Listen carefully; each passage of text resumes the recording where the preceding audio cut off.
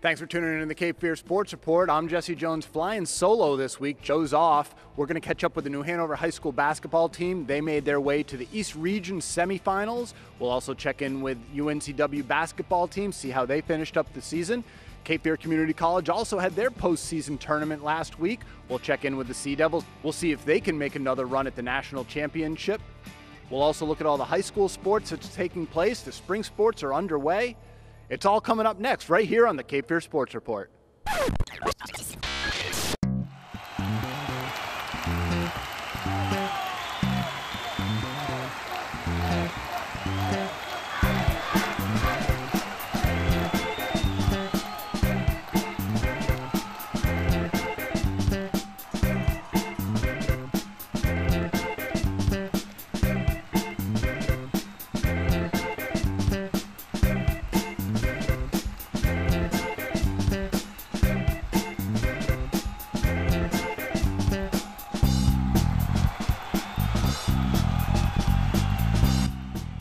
Thanks for tuning in to the Cape Fear Sports Report, driven by Stevenson Automotive Group. We are here at Brogdon Hall. Joe has the week off, so we are joined by New Hanover coach Kirk Angel. Thanks for joining us, Coach. No problem. Glad to be here. Well, it was a great season for New Hanover.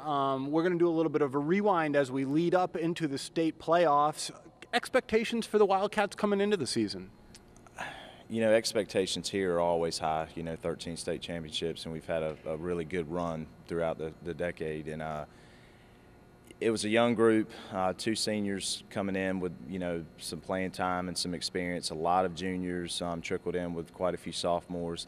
We just want, we talk about competing, every day in practice, compete every game and get better every single day. And, don't look past each day, get a little bit better each day. And but if somebody would have told me we were going to win 20 wins coming out of the summer, I would have thought twice about that. So it was a good early part of the season. You guys going to Brogdon tournament, couldn't come up with a win there. That's on the horizon, though, I'm sure. Yeah, well, we lose to North Meck in the semifinals, end up strong against Ashley, a county rival, but it's amazing to me North Meck didn't even make the playoffs out west. That tells you how loaded the West was this year with Lake Norman and Dudley and West Charlotte. But it would have been good, but the game we played against North Meck, I think, showed the kids early that they can play against a really top-notch basketball program. We didn't win the game. We had our chances to win that game, but they really grew from that, playing on a college floor, and it was a good tournament overall. So let's go into conference time.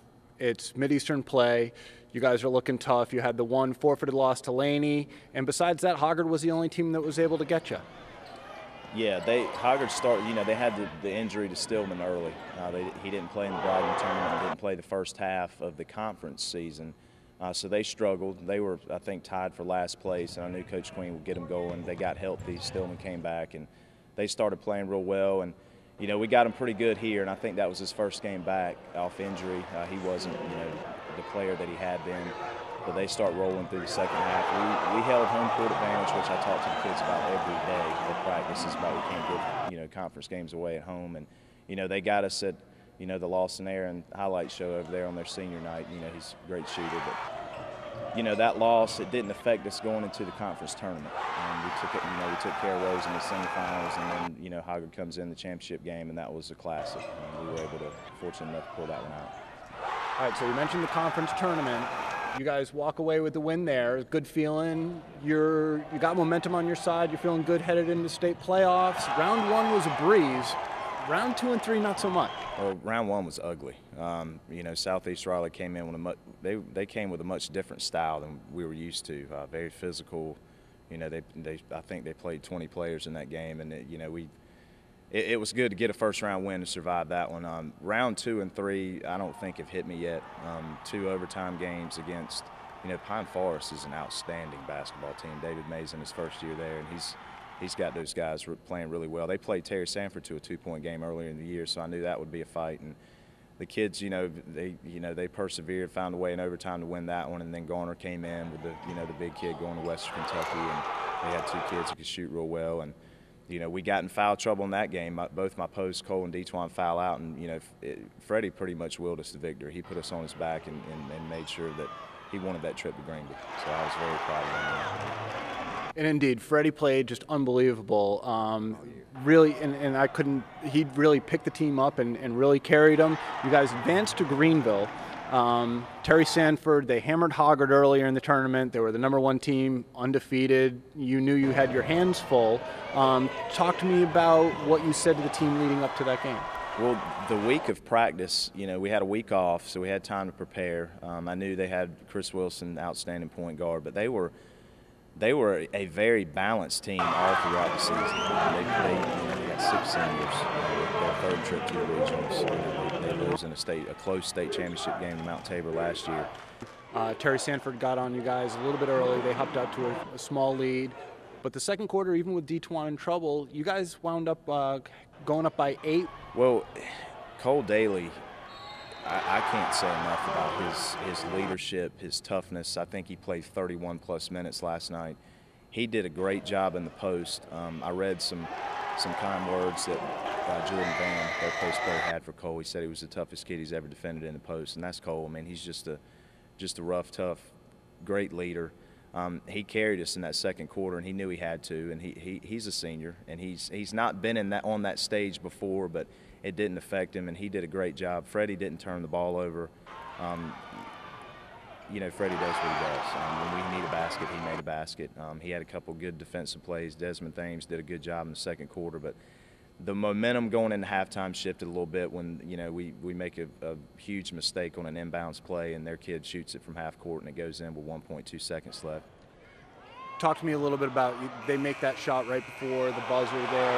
Did that affect you guys going into the locker room at all? Did that affect morale? We walked in, I meet with the coaching staff right there before I walk in and talk to the kids, and we looked at some stats, and the main thing that jumped out is, they were killing us on the boards, but I think D-Twan, some of that was D-Twan sitting on the bench pretty much the whole first half. But some heads were down, but, I got them up quick. I walked in and said, guys, you just beat the #1 team in the state for a half. I said, but that's only 16 minutes of it. I said, you got to understand what they're going to look like coming out in the third quarter. They got a little momentum. They've traditionally, they come out in the third quarter and they lock you up on defense. And, we came out, the kids responded. They go on a little run, we go on a run, and it was nip and tuck there to, towards the end. We're up 28 minutes of 32, but a real telling stat is they're 23 of 28 from the free throw line. And I think Wilson was 17 of 18. And that's experience. They make big free throws. They didn't turn the ball over. They got big time rebounds, some putbacks, second shots, and they just out-executed us for the last 4 minutes. So coming down the stretch in the fourth quarter, it looks like it's anybody's ball game. They did out-execute. They wound up pulling away for the win. What do you tell the guys in the locker room afterwards? After the game, it was emotional in the locker room. The kids it hurt. There were some tears shed, and I just stopped and looked at them, and then I let them vent for a minute and get some emotion out, and then I talked to them about what a heck of a ride. They took me on a great ride. My second year as the head coach here, and I told them, I said, guys, we were Cinderella coming to the ball. We weren't supposed to be here. I know New Hanover has a ton of tradition.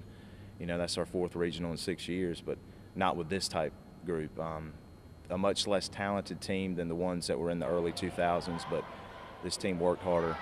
The chemistry was great, and I'm super proud of them. I don't know if they heard me because they were disappointed. And, they expect to win every game going in, and confidence has never been an issue with this team. I mean, they expect to win games, and it showed. And I just told them we deserved to be here. We had a shot at #1 in the state, and you gave them all they wanted more. So I was extremely proud of them. Well, it was a fantastic season. Congratulations to you and the guys. It was a pleasure to cover you throughout the year. Thanks. A couple other teams also in the viewing area were also up in Greenville last week. Let's check out how the East Bladen girls and the Pender boys did at Greenville. The Pender boys basketball team came into Saturday's 1A East Region Final at ECU with just 1 loss on the season. It appeared it would stay that way. Pender trailed 15-7 at the end of the first quarter, but outscored Goldsboro 30-19 during the second and third quarters. Goldsboro bookended their best periods. They ran away with the fourth quarter, outscoring the Patriots 24-11. Pender committed 28 turnovers and picked up 29 fouls. Goldsboro pulled away for the 58-48 win, ending the Patriots' run at a state title. The East Bladen girls kept their championship dreams alive. Jasmine Kemp poured home 20 points, and C.J. Melvin chipped in with 12 as the Eagles topped Burlington Cummings in the 2A Girls East Regional. East Bladen will play Saturday at NC State against Salisbury for the state title. Well, congratulations to the East Bladen girls as they go for a state championship. Tough loss for Pender. However, it was a fantastic season for the Patriots. Stay tuned to the Cape Fear Sports Report. We've got more high school sports. We'll look at what's happening in the spring action. But first, when we come back from the break, we're going to look at the end of the Cape Fear Community College and UNCW basketball seasons. You're watching the Cape Fear Sports Report, driven by the Stevenson Automotive Group.